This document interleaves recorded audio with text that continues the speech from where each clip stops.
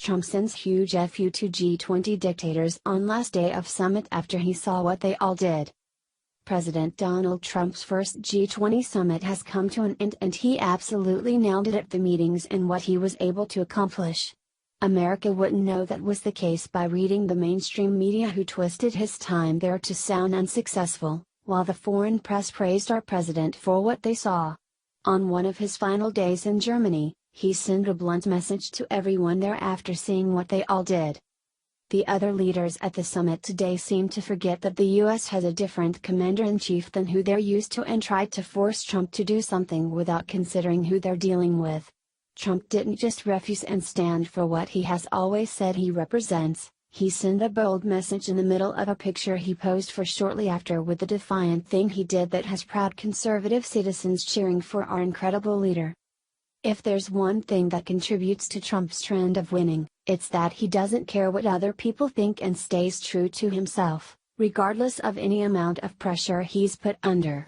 These attributes were well received by Americans who elected him as our president, realizing that the country needed a big change from a history of career politicians in office who can be easily bought and act counter to what's best for the country.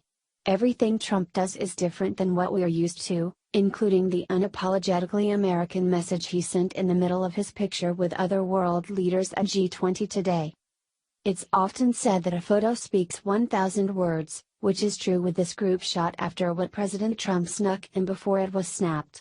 While there are tens of thousands of Europeans protesting G20 and globalism in the streets of Hamburg right outside where the summit is being held, Trump's was inside sending a bigger message of his own by being the only world leader to refuse one thing the rest of them were doing that day.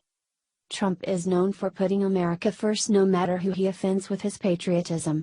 So, when every single member of the G20 summit was gifted a special lapel pin to wear for the monumental meeting, he refused, opting for a far better accessory that sent a clearly different message.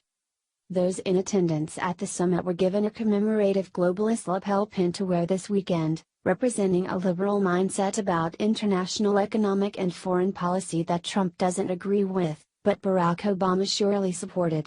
In place of where this globalist lapel pin would have gone, he stuck with his American flag pin seen on his jacket since the moment he decided to run for President of the United States. America First Patriots reports. While all the other G20 nations sold out to the siren song of globalism and proudly donned their G20 lapel pins, the real Don, President Trump boldly shunned them as if they were the mark of the beast itself. Thank you, Mr. Trump. America First will be our credo. DJT. The American people elected me president of Pittsburgh, not of Paris. DJT. I love how firmly President Trump understands his role in the world today.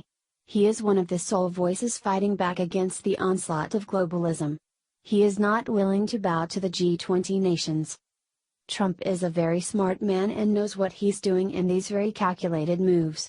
Refusing to wear the G20 pin was probably on purpose to make the point that he doesn't work or side with anyone but the American people who voted for him and trust in the promise he made to make America great again, not support a globalist agenda. This is not only something that our country can get behind, but the tens of thousands of European rioters need to recognize as well while out in the street with their banners saying "Welcome to Hell." Trump is advocating for the same cause, and despite what the mainstream media says about him, he's not that villain he's been made out to be. While Barack Obama continues on his apology tour, long after his time in office as he's forgotten that he's not president anymore, the real leader is defending America and putting an end to the globalist agenda his predecessor pushed.